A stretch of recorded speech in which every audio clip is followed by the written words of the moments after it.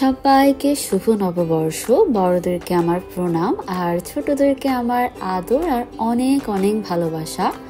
সবার নতুন বছর ভীষণ ভালো কাটুক। আমার নতুন বছর কিছুটা দেরি করেই শুরু হয়েছে। আমি ঘুম থেকে উঠতেই লেট করে ফেলেছি।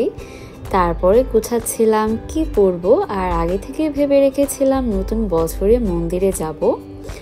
আর আমার গপু সোনার জন্য সব কিছু আগের দিন রেডি করে রেখেছিলাম, ফল, মিষ্টি, ড্রেস সব কিছু।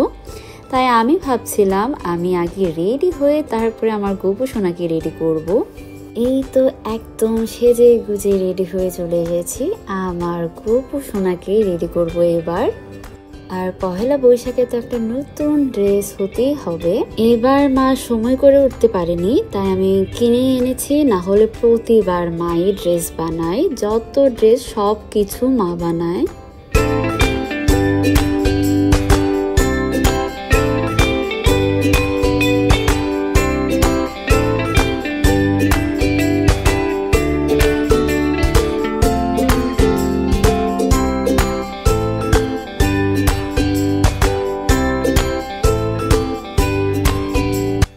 কি যে মিষ্টি লাগছিল গপুকে। এই তো গপু একদম রেডি।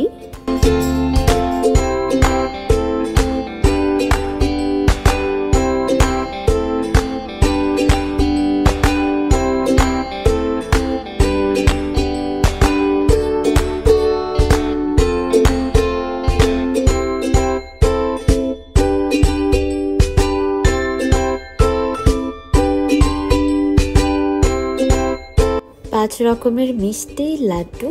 আর এবার আমি ভেবে রেখেছিলাম সব দেশীয় ফল দিব, তাই আমি গপুর জন্য সব ধরনের দেশীয় ফল খুঁজে খুঁজে নিয়ে এসেছি।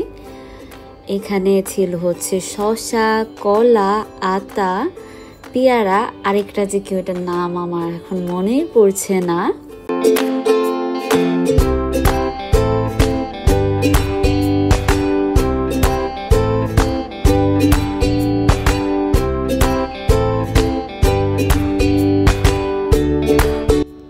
তো আমার সুন্দর করে গপুকে পুজো দেওয়া শেষ। এরপরে আমি বের হয়ে গেলাম মন্দিরে যাওয়ার উদ্দেশ্যে। যাব স্বামীবাগ ইস্কন মন্দিরে। আমি মেট্রো করে সচিবালয় পর্যন্ত যাব, তারপর এখান থেকে রিক্সা নিয়ে নেব।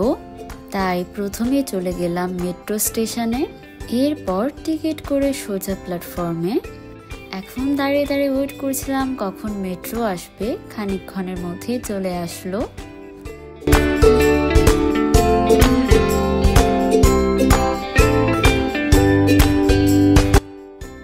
একদম অল্প সময়ের মধ্যেই চলে আসলাম সচিবালয়। এবার একটা রিক্সা নিয়ে টুকটুক করে চলে যাব।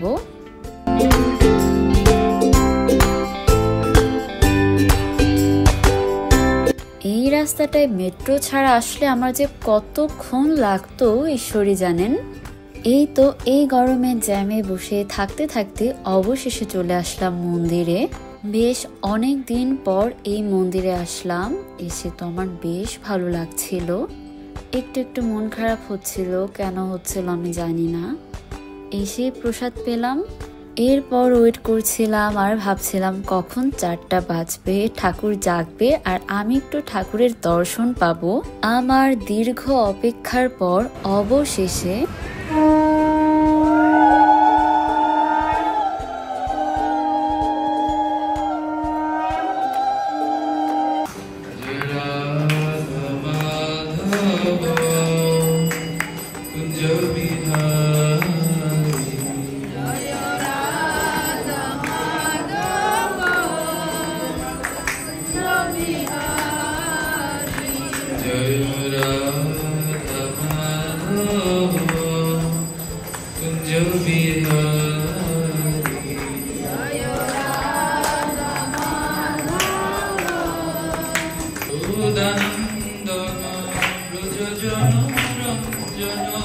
Hare Krishna Hare Krishna Krishna Krishna Hare Hare Hare Rama Hare Rama Rama Rama Hare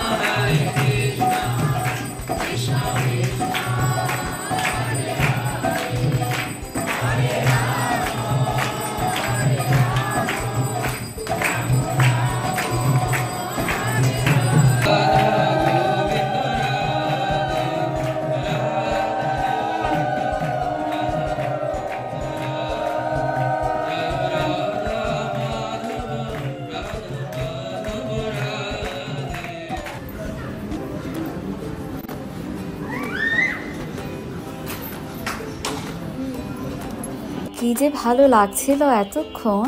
এরপর আমি চলে গেলাম আমার লাঞ্চ করার জন্য।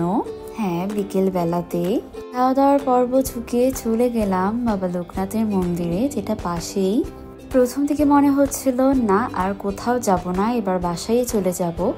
তারপরে মনে হলো এত কাছ থেকে যদি বাবার মন্দিরে না যেয়ে চলে যাই তাহলে আমার পুরো দিনটাই অসম্পূর্ণ থেকে যাবে। কিন্তু আমার কেন জানি না অনেক বেশি মন খারাপ লাগছিল। যাই হোক, তারপর আর কি পুরো মন্দিরটায় ঘুরে ঘুরে দেখলাম, এদিক সেদিক একটু হাঁটাহাঁটি করলাম। যদিও তখন আর বসা হয়নি, তখন প্রায় সন্ধ্যা নেমে যাচ্ছিল, তাই মন্দিরে বেশিক্ষণ দেরি করিনি, বের হয়ে যাই।